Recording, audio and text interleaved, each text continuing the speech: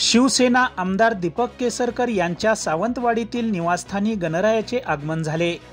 आमदार दीपक केसरकर यांनी कुटुंबियासमवेत गणेशाची विधिवत पूजा तसेच आरती केली। यावेळी आमदार दीपक केसरकर यांनी गणरायासमोर सर्वत्र सुख समृद्धी येवो तसेच राज्यात पाऊस सुद्धा पुष्कळ झाला असून तो थांबून शेतकऱ्यांना दिलासा मिळावा अशी मनोकामना व्यक्त केली। यावेळी केसरकर यांनी मराठा नेते मनोज जरांगे यांच्या मराठा आरक्षण मागणीला विरोध नाही, तसेच जरांगे यांनी कोर्टाच्या आदेशाचे पालन करावे अशी त्यांनी विनंती जरांगे यांना केली। जरांगे यांनी फडणवीस यांच्यावर व त्यांच्या आईवर वापरलेले शब्द चुकीचे आहेत, याबाबत त्यांनी माफी मागितली आहे। गणरायाला नेहमी गणरायाचं आगमन हे संपूर्ण महाराष्ट्राच्या जनतेच्या दृष्टीने एक आनंदाचा क्षण असतो, भक्तीचा क्षण असतो आणि ह्या भक्तिरसामध्ये अख्खा महाराष्ट्र रंगून गेलेला असतो। परंतु कोकणाचं एक वैशिष्ट्य असं आहे की कोकणामधली माणसं कुठेही राहत असली, इथले नागरिक कुठेही राहत असले तरी गणेशोत्सवाला ते आपल्या घरी येतात। अनेक वर्षानंतर घरं उघडली जातात किंवा सर्व मंडळी एकत्र येतात आणि सर्व कुटुंबियांच्या उपस्थितीत अतिशय प्रेमाने आणि अतिशय भक्तिभावाने हा सण साजरा केला जातो।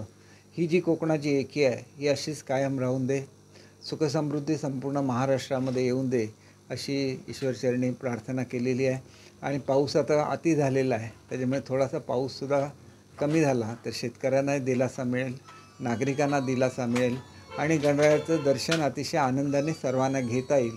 तर त्या दृष्टीने महाराष्ट्रामधली परिस्थितीसुद्धा आपण बघताय की शांतता नांदण्याची खूप गरज आहे आणि तीसुद्धा नांदून दे, सुख भरभराट प्रत्येकाच्या घरोघरी येऊन दे अशी मी ईश्वरचरणी प्रार्थना केली। मनोज जरांगे यांनी यांच्या आंदोलनाला कोर्टाने नकार दिला, मात्र मनोज जरांगे म्हणतात की कोणी आडवा आलं तरी आंदोलन हे होणार, मुंबईकडे जाणार। एक गोष्ट अशी आहे की त्यांच्या मागणीला कोणाचा विरोध नाही, त्यांच्याशी बोलणी चालू आहेत। अशा परिस्थितीमध्ये कोर्टाने जे निर्देश दिले आहेत त्याचं पालन मनोजदादांनी करावं अशी माझी त्यांना नम्र विनंती आहे। कारण शेवटी हा गणपतीचा सण आहे आणि तो आनंदाने साजरा झाला पाहिजे, तर थोडंसं सहकार्य त्यांच्याकडून सुद्धा अपेक्षित आहे आणि ते करतील याची मला खात्री आहे। भाई मनोज जरांगेंची जीभ वारंवार घसरताना आपल्याला बघायला मिळते। देवेंद्र फडणवीस यांच्या आईबद्दल सुद्धा त्यांनी अपशब्द काढले, कसं बघता? नाही, हे खरं तर चुकीचं आहे, त्याच्याबद्दल त्यांनी माफीसुद्धा मागितलेली आहे आणि त्याच्यावर फडणवीस साहेबांनी त्याचं उत्तरसुद्धा दिलेलं आहे आणि त्याच्यामुळे हा विषय आता संपला पाहिजे असं मला स्वतःला वाटतं। झालेला प्रकार अत्यंत दुर्दैवी होता आणि असा प्रकार महाराष्ट्रामध्ये घडता कामा नये अशी सर्वांचीच अपेक्षा आहे। शेतकऱ्यांसाठी नुकसान भरपाईसाठी विशेष काय मागणी करणार आहात का?